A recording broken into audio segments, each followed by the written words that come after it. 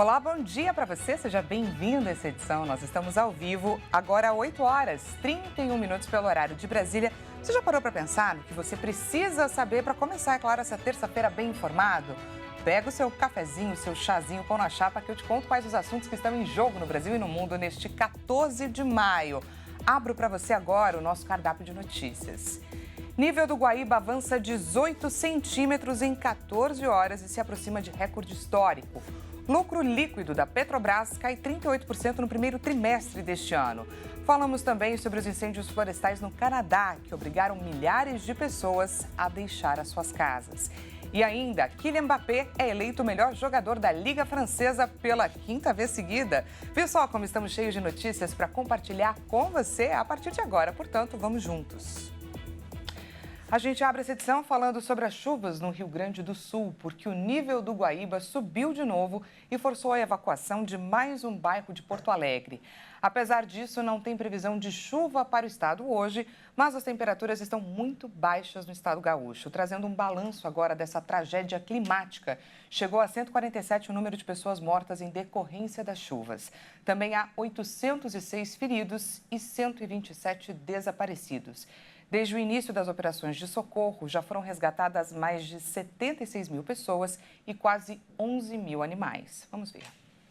Apesar da chuva ter dado uma trégua, o Guaíba continua subindo nesta terça-feira e já está em 5 metros e 19 centímetros. As projeções da Universidade Federal do Rio Grande do Sul indicam que o nível da água pode bater novo recorde e atingir 5 metros e 40 centímetros. Isso acontece porque os rios que passam pelo interior do estado estão inundados e desaguam no Guaíba. Além disso, o vento forte está soprando em direção ao norte, levando a água da Lagoa dos Patos de volta para o Guaíba. Como consequência, o nível da Lagoa dos Patos, no sul do estado, caiu, enquanto o do Guaíba segue subindo. Em Porto Alegre, as ruas seguem alagadas e mais um bairro, no extremo sul da cidade, precisou ser evacuado. Cerca de 300 famílias deixaram suas casas. Nesta terça, não há previsão de chuva para o Rio Grande do Sul, mas os termômetros despencaram e há risco de geada. No sul do estado, as mínimas podem ficar perto de 0 grau. A nova frente fria, que avança do sul do país, deve enfraquecer o bloqueio atmosférico que atua sobre o Brasil desde o fim de abril. De acordo com os meteorologistas, essa massa de ar frio deve aliviar o calor no centro-oeste e no sudeste e fazer com que as chuvas diminuam momentaneamente no Rio Grande do Sul. Eldorado do Sul, que fica na região metropolitana de Porto Alegre, foi uma das cidades mais afetadas pelas enchentes. Segundo um boletim divulgado pela Prefeitura nesta segunda-feira, todos os bairros têm algum nível de alagamento e ainda estão sem o fornecimento de energia elétrica. Atenção para esse número impressionante. Dos cerca de 43 mil habitantes desta cidade, pelo menos 30 mil estão desalojados. E a Igreja Internacional da Graça de Deus nessa cidade também foi tomada pelas águas, mas graças a Deus a pastora Fátima Melo, seu esposo e fiéis que estavam por lá e precisaram ser resgatados, estão agora em segurança em Guaíba, numa cidade que fica a 20 minutos de Eldorado do Sul. Ela nos enviou agora um relato sobre a situação atual, inclusive faz sol neste momento. Vamos ouvir. Olá, bom dia. Estou passando aqui para deixar informações como nós estamos. Eu e a minha família estamos bem, abrigados, em um lugar seguro. A chuva aqui no Rio Grande do Sul, ela deu uma trégua desde ontem, hoje está um dia ensolarado. Estamos orando e crendo que em seguida as águas vão baixar. A nossa igreja, lá na cidade de Eldorado do Sul, segundo fotos que me enviaram, a água já está recuando, já não está entrando a água para dentro da igreja. E os membros da nossa igreja de Eldorado do Sul estão todos bem. A maioria viajaram para outra cidade, foram acolhidos pelos seus familiares, estão bem. E cremos que em breve vamos estar reunidos novamente ali para glorificar o nome do Senhor, porque o nosso Deus, Ele tem um futuro melhor para a nossa igreja e para todo o estado do Rio Grande do Sul. Seguimos ao vivo, agora 8 horas e 36 minutos. E, gente, desde o final de abril, o Brasil assiste perplexo às imagens das águas que dominam cidades e levam vidas no Rio Grande do Sul. Mas olhar para o problema é o primeiro passo para trilhar o tão esperado caminho para a reconstrução. Acontece na nossa vida e não seria diferente com relação a essa tragédia climática que é considerada a pior no estado do Rio Grande do Sul. O presidente Lula, inclusive, em reunião na noite desta segunda-feira com os 37 ministros para discutir a situação do estado gaúcho, chegou a dizer que há uma infinidade de problemas a serem resolvidos e que a recuperação do estado será bastante difícil. Para analisar a história por trás dos fatos, recebo agora Alexandre Magrinelli dos Reis, que é professor de Responsabilidade Social e Meio Ambiente da Faculdade Arnaldo Jansen de Belo Horizonte. Seja muito bem-vindo, professor. Bom dia, muito obrigado, Cris. A gente agradece demais a sua disponibilidade. Professor, nosso objetivo aqui é entender o que acontece no Rio Grande do Sul. Estamos diante de um evento climático extremo de fato. Quais os motivos que levaram a essa situação? É sobre a falta de políticas públicas mais eficientes em relação às mudanças climáticas, este evento que a gente assiste agora? O Rio Grande do Sul já tem um histórico de chuvas, tanto que nós temos uma enchente famosa em 1941. O que acontece hoje é a convergência de fatores que nós entendemos, pelo menos no meu caso pessoalmente, que se trata de extremos climáticos. Quanto a políticas públicas, você pode ver que foram construídos sistemas de controle a partir de 41. Só que tem dados desde a década de 70 que demonstram um agravamento disso. A partir de 2000, você tem toda uma construção de dados que demonstra que uma convergência de fatores climáticos, dentre outros, poderiam levar a uma cheia maior que a de 41. E isso demandaria o quê? Uma reforma, uma ampliação desses sistemas de controle de cheias. Coisa que parece que não foi feita segundo informações sobre o orçamento aplicado nesse controle nos últimos anos. Certo? É lógico, é tudo a ser apurado, é conferido que é na prática, mas é uma região que vinha chovendo, teve os maiores cheias em 5 anos, foram altíssimas, demandaria mais políticas de prevenção e menos reconstrução, como veremos agora. Anunciada. Temos localidades que foram engolidas pelas águas, professor. Algumas cidades avaliam trocar bairros de lugar, mas a pergunta que fica é: isso será suficiente? Qual o risco de reconstruir, a cidade e a população numa próxima tempestade extrema perder de novo tudo? A gente viu acontecer, não pela primeira vez, na região do Vale do Taquari. Eu acho que a primeira informação é criar conhecimento sobre, entender o que aconteceu, resgatar informações que nós já tínhamos científicas. Eu prezo sempre essa questão da produção científica em cima disso, colocar em prática e, em cima disso, pensar em soluções. O professor Marcelo Dutra, por exemplo, ano passado, em retrasado em Pelotas, já tinha colocado que as mudanças de regime de chuva demandariam uma reforma de estratégias de defesa civil, prevenção de cheias nas cidades gaúchas. É um vídeo que circula, inclusive, ele falando isso. Temos que pensar em situações as mais diversas, desde ampliar esses controles de cheias, os sistemas existentes, como talvez, sim, pensar em realocação de bairros ou até cidades. Mas tudo começa com entender e conhecer. Pensando nesse futuro, na reconstrução, professor, como esse processo deve ser feito? No que o governo precisa apostar, o que não deve ser ignorado? Gostaria que o senhor trouxesse a sua avaliação, que destacasse algumas etapas desse processo. Claro que o embasamento, como o senhor disse anteriormente, conhecer o solo é extremamente necessário. Conhecer, na verdade, o conjunto de fatores que aconteceu. Aqui na faculdade, nós colocamos a questão de riscos. Existe um documento de Davos que coloca sobre os riscos globais. E para a própria economia mundial está sendo visto que os eventos climáticos críticos são um risco à sociedade e à economia. Então, se eu vou pensar em políticas pós-evento, com certeza, lógico, priorizar a reconstrução, reconstruir, apoiar as populações que estão sem nada hoje, mas numa política de prevenção, com certeza. Um dos números que a professora Nina Felten coloca é que a gente chega a trabalhar na região com 14 vezes com custo de reconstrução em relação ao custo de prevenção. Então, se eu posso colocar algum recado aqui, a gente conversando constantemente com os alunos na sala de aula, na faculdade de Arnaldo, é investir em prevenção, mas numa lógica de que o que nós conhecíamos como normal mudou. Então, agora, trabalhar com essas máquinas, até mais que elas, num sistema de prevenção de cheias, defesa civil e etc. Levar em consideração os estudos que apontam, né, que as chuvas elas vão ser mais recorrentes e com mais intensidade. Agora, olhando para o Brasil como um todo, professor, quais outras regiões demandam atenção com relação aos fenômenos climáticos? E pensando agora em responsabilidade social, numa existência a longo prazo, num Brasil para as próximas gerações, de que forma cada um de nós, como indivíduos, podemos contribuir para garantir o Brasil de amanhã?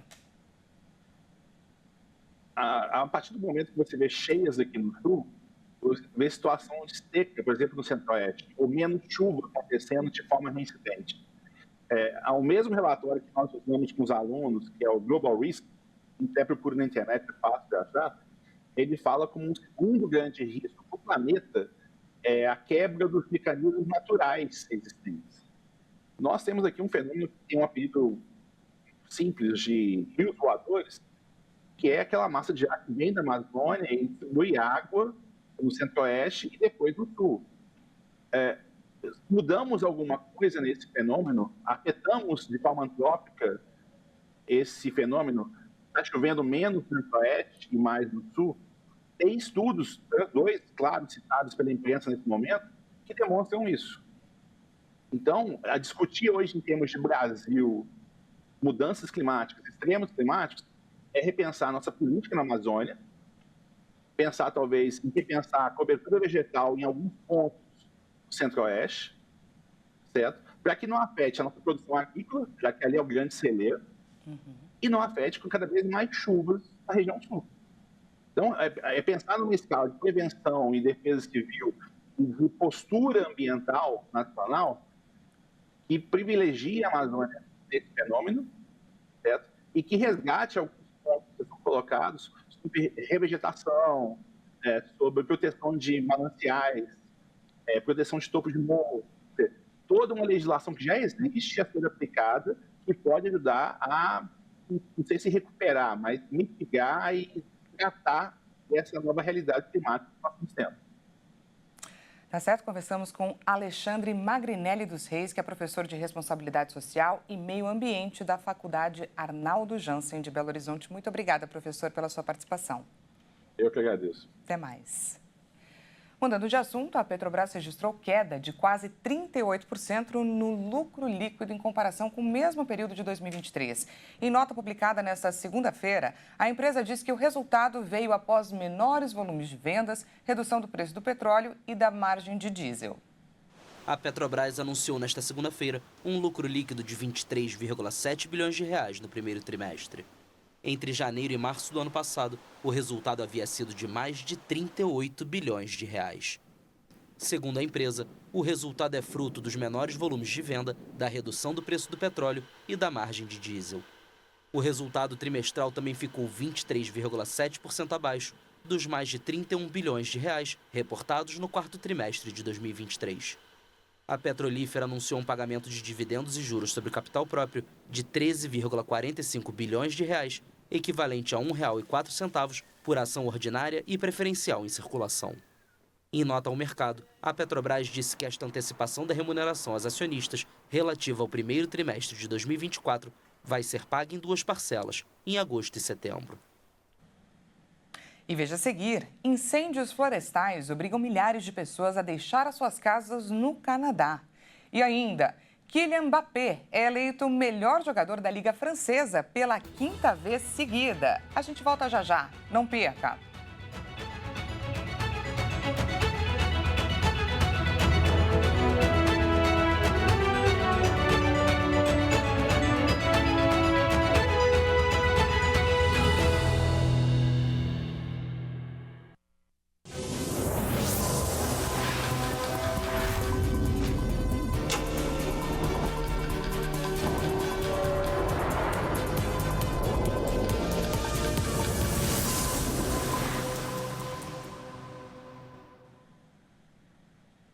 Seja bem-vindo a essa edição. Nós estamos de volta e ao vivo, 8 horas e 48 minutos pelo horário de Brasília. Trazemos agora os destaques internacionais dessa terça-feira para compartilhar com você.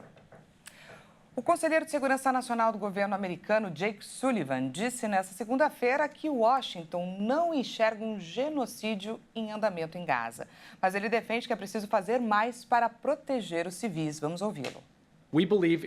Acreditamos que Israel pode e deve fazer mais para garantir a proteção e o bem-estar de civis inocentes. Não acreditamos que a situação em Gaza seja um genocídio. Temos rejeitado firmemente essa proposição. As conversas sobre um cessar-fogo estão paralisadas e Israel continua a atacar a cidade de Rafa, no extremo sul do território palestino. O Ministério da Saúde do Hamas, que governa Gaza, anunciou nesta segunda-feira um novo balanço de 35.091 mortos desde o início da guerra. O conflito começou em 7 de outubro, quando milicianos do Hamas atacaram o sul de Israel, deixando mais de 1.170 mortos, em sua maioria civis. Os primeiros grandes incêndios florestais do ano no Canadá obrigou milhares de pessoas em todo o país a fugir das chamas desde o fim de semana. Vale lembrar que num passado não muito distante, em 2023, no ano passado, o Canadá viveu a pior temporada de incêndios da sua história. Imagens aéreas capturadas pela empresa canadense de eletricidade Hydro Manitoba mostram danos causados por um grande incêndio perto de Cranberry Portage. As chamas forçaram a retirada de 550 pessoas no fim de semana na cidade localizada no centro do país. As autoridades canadenses se preparam para outra temporada de incêndios florestais, possivelmente devastadora. No fim de semana, milhares de pessoas tiveram de fugir dos incêndios em províncias como Manitoba, Alberta e Colômbia Britânica. Em 2023, o Canadá viveu a pior temporada de incêndios de sua história. As chamas que varreram o país de leste a oeste queimaram mais de 15 milhões de hectares, mataram 8 bombeiros e obrigaram as autoridades a evacuar 230 mil pessoas.